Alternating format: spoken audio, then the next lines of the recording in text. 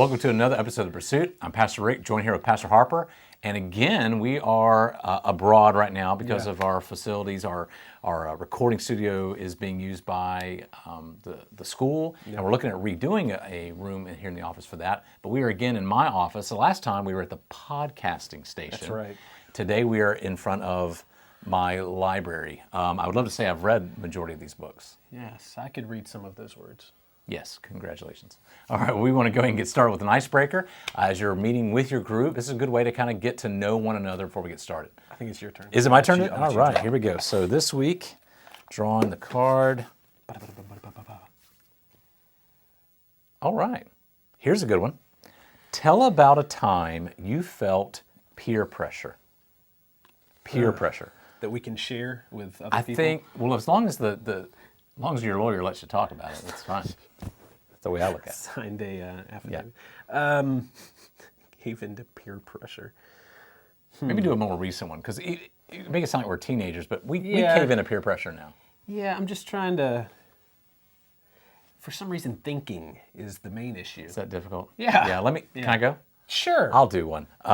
There's a restaurant that I'm not a big fan of, but like the group that I'm hanging out with, they'll go, hey, let's go here. They always want to go there. Oh, that's a good And one. I really don't like it, but I go because, I don't want to be that guy. Yeah. So I just wound up just pushing through and just, I go with them.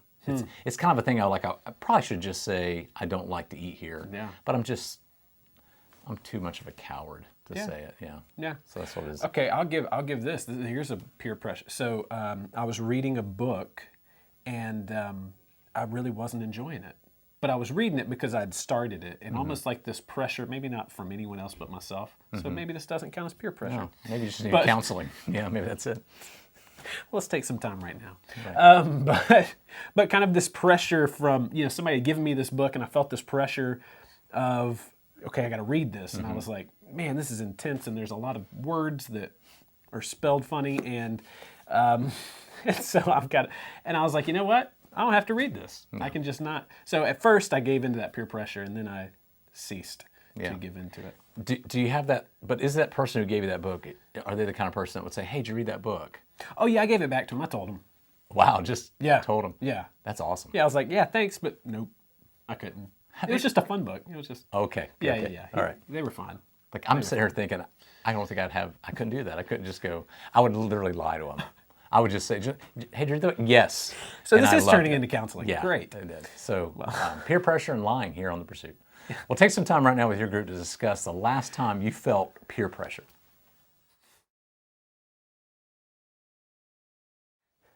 Okay, so this Sunday, Pastor Kivett talked about the fifth beatitude, the merciful. Blessed are the merciful, for they shall receive mercy. And so in this, he talked about, kind of at the beginning, the difference between grace and mercy. Sometimes we get these kind of confused, or we think they're more synonymous, and we miss the individuality of each of those terms and what exactly that means to us. And so in talking about grace, he shared the kind of the definition as loving kindness, favor, goodwill, credit, gift, or benefit. And then talking about it more as receiving a gift that you don't deserve.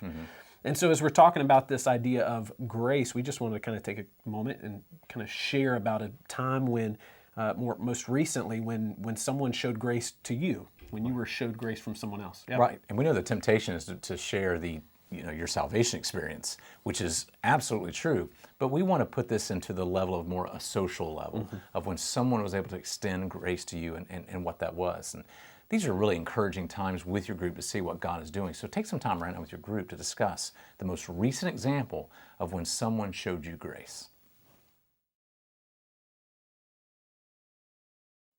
Well, continuing in this discussion of Pastor Kivett's sermon, he talked about mercy because it's the blessed are the merciful. And he said the Greek word there for mercy is a compassion, but with a redemptive action, meaning you have feelings, but you do something with those feelings. And I think that's a good point to make. And I started thinking through, is it really compassion if we don't do anything with it? Or is it just, I kind of feel bad for a moment? Right.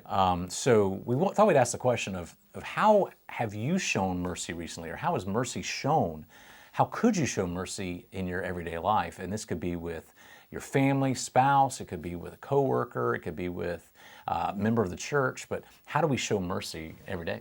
Yeah, and he shared that story that kind of again from a couple weeks ago where he talked about a woman who had come to church because her boss went to church there and had shown her mercy. There was something where she had done something wrong, but he took it on his account, he took it on himself. He gave her, or he did not give her, what she did deserve. And that's kind of that, again, that idea of mercy, withholding from someone a penalty that they do deserve. And so yeah, think about that, what that looks like in our everyday lives. Take some time now, talk about this with your group.